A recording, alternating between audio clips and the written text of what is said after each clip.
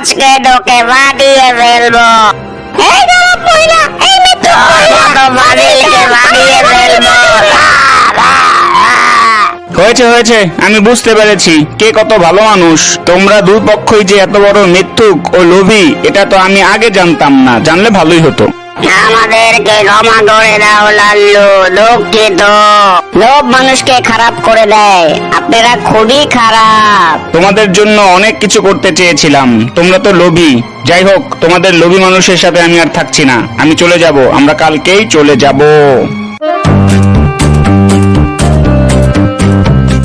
লালু, পারলে আমাকে মাফ করে দিস। আমিও দুঃখিত, আমাকেও মাফ করে দিস। আচ্ছা ঠিক আছে, কোনো সমস্যা নাই, চলে গেলাম, বিদায়।